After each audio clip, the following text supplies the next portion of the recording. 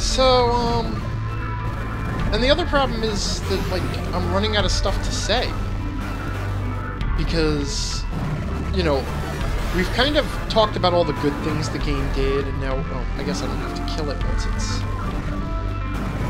And, I mean, all of the individual mechanics are neat. It almost feels like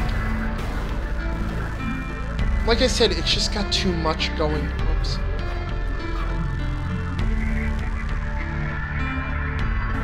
It's got way too much happen. I guess, well, let's finish going through this area before we move on to the next area. It's just got way too much happening. It sort of reminds me of... Because a lot of these mechanics could...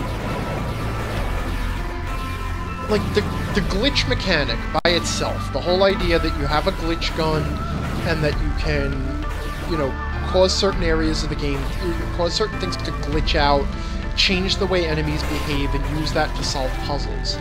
By itself, that's a really cool mechanic, and that could carry a game. You know, being able to split off between yourself and your drone, and powering up yourself and powering up your drone, those are things that could also carry most of a game by themselves. You know, the weapon switching, all the different weapons in this game, and the platforming, and sort of the whole old school exploration scavenger hunt approach, all of that, I missed a door there, didn't I? All of that could almost carry a game by itself. So this all feels like there's too much going on, and... oh, Salmello says try Justin Bailey. That's not a bad idea. I wonder... yeah, let's...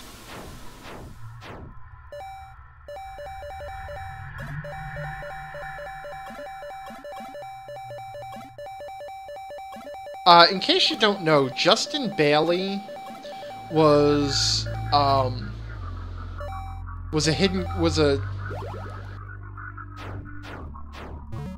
whoops, that's not what I meant to do. Oh my god! Okay! It actually, it put me in a swimsuit. Or, okay, fair enough. We'll keep that up for a little while. Sure, what the hell. So Justin Bailey was a code hidden in the original Metroid game that started you off with a bunch of power-ups and also revealed that Samus was in fact a woman under the suit because you would play the whole game in a swimsuit, which is something that you would usually only see if you beat Metroid fast enough.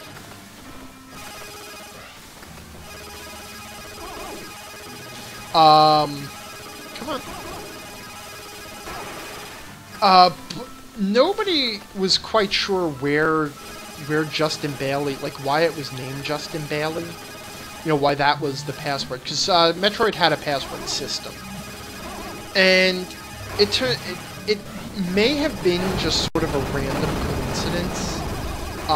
Also, that seemed to be the official story. There is no such person as Justin Bailey. No one named Justin Bailey ever worked on the thing.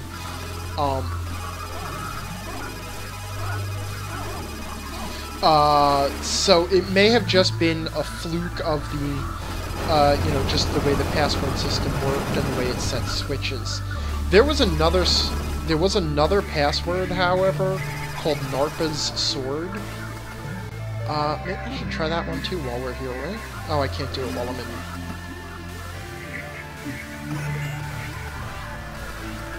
I can't do it while I'm in Beetlebug form. Alright, we'll wait.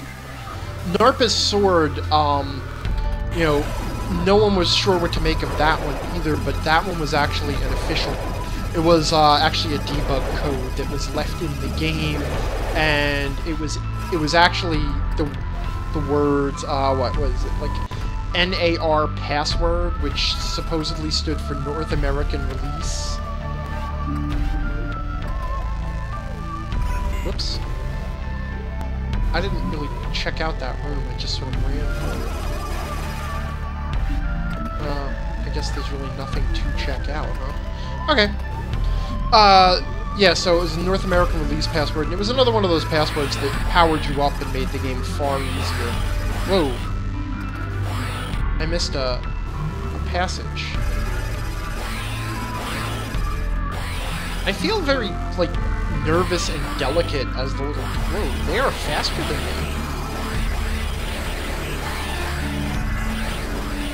But I gotta remember that the Beetlebug, also, his health powers up as my health powers up.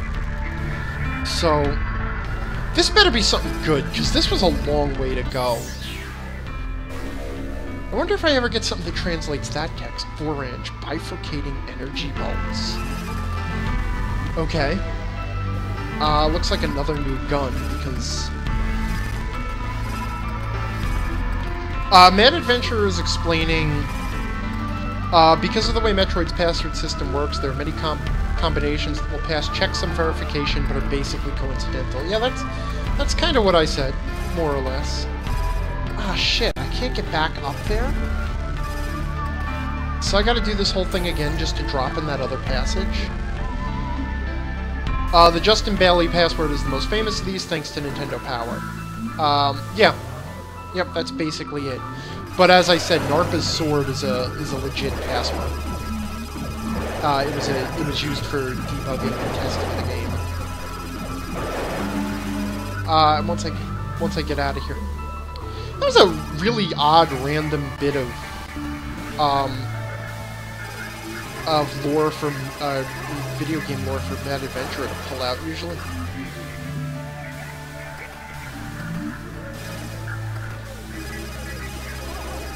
Did you Google that? Did you check that out?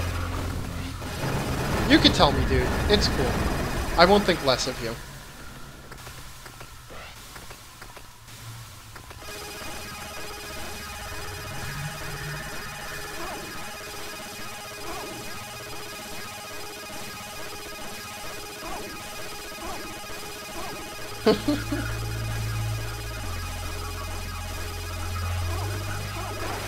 There we go. Oh yeah, he said it. He totally Googled it.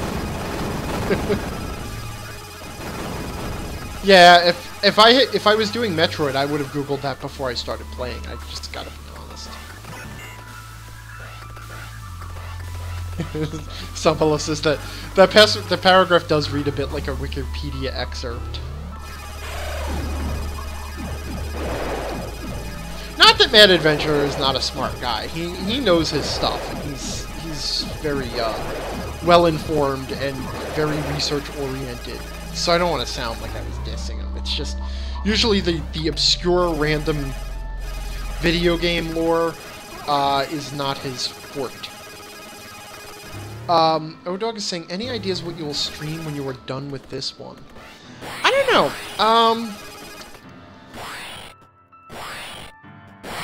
Whoa, almost knocked me off there. I haven't given it much thought. It depends, like, I still can't quite just, like, my Elgato, my capture card is still dead. And I really can't justify dropping the $140 or $120 to replace it right now.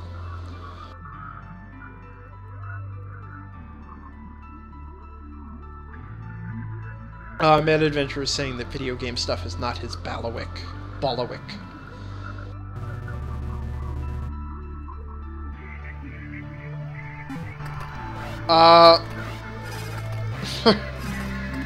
Okay, so I think that thing was a joke about substitution codes and ciphers, which I suggested that maybe the alien languages are cipher codes or simple replacement codes, but and usually, like, I think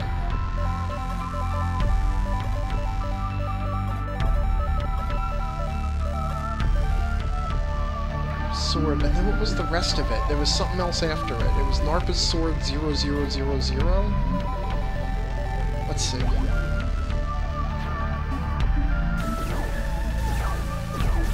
Oh, oh wait, no, that's not Narpa's sword. That's the new That's the new gun I discovered. Holy crap on a cracker, that's awesome. Bifurcating energy bolts, that's how we describe that? We couldn't come up with a more poetic description? Like the awesome gun? Anyway, Salmello is observing that usually when you find text of the quick brown fox jumps over the lazy dog, it's... I don't think there's anything over on that other side. It's usually in the alien script, and it's usually there to help you solve the substitution code, because that sentence is one of the most famous sentences that contains all of the letters in the English language in it. So, it's sort of a cryptography joke. Or a cipher joke, not really cryptography. I am... Oh.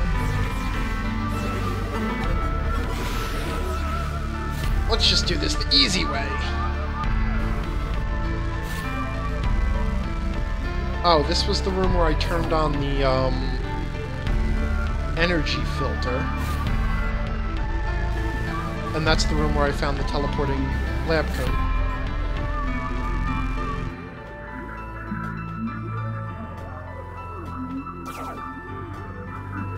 So I guess that's that. I'm a bit miffed about that... about the map square in the upper...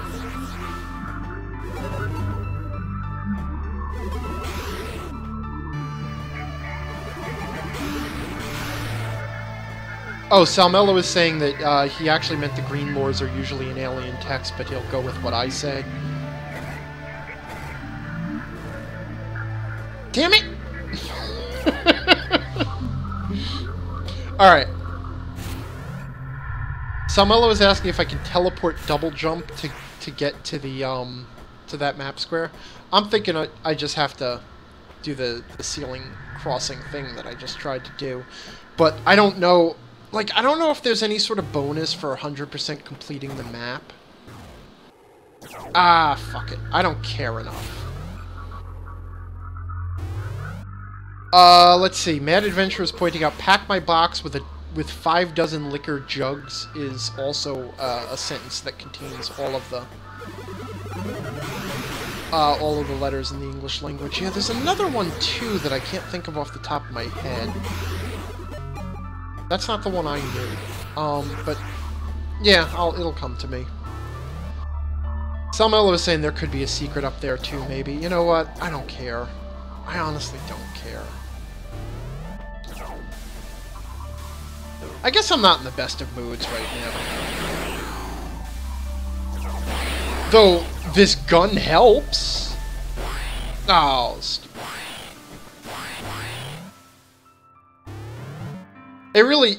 Oh wait, there's stuff up to the upper left that I haven't been to yet. And honestly, I still feel kind of like I'm not really even meant to be doing this. Like, this isn't... Like, if I never went back to do this, I get this feeling that the game wouldn't care one way or the other.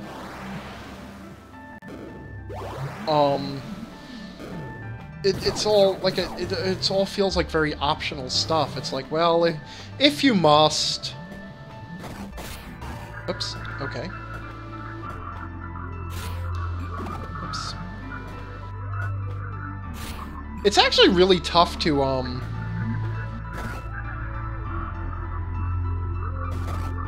It's actually really tough to double tap in a diagonal direction on a D-pad, which is what I'm using, because this game feels like it demands a D-pad. Am I in the hallway world again? Yeah, I'm in hallway world again. I don't want to be back in hallway world just yet. Salmello is saying, having never 100%ed a Metroid game other than Metroid Prime 3, can't exactly argue. You know, Prime 3 is one of the only ones I still haven't beaten. That and Other M. I did finally knock off the original, and I went back and replayed Metroid 2, which was the first Metroid game I had ever beaten, and I still can't quite bring myself. Like, I keep trying to play Other M, because I really want to I can't... It's one of those things where I have to know. You know, I have to get through the whole thing. I have to know.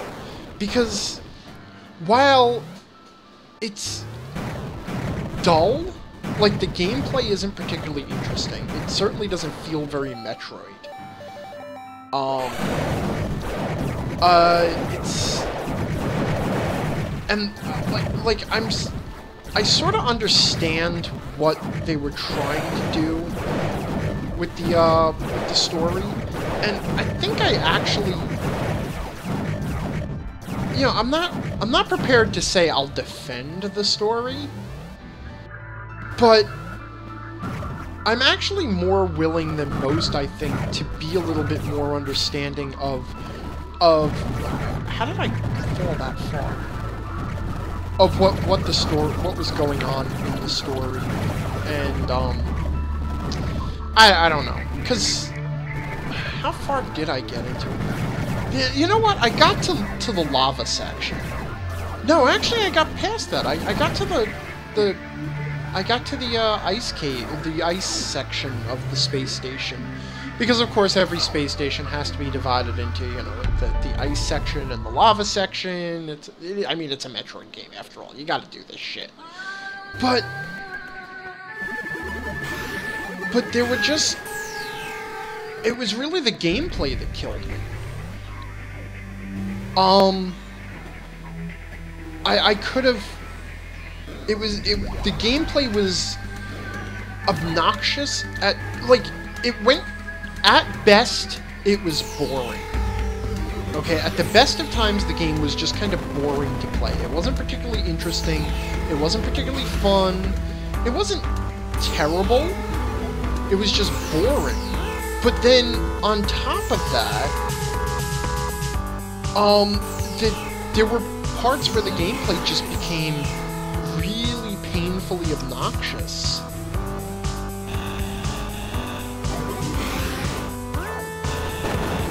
Like really just bad. I've already been through this whole section. There's nothing unexplored here. Okay.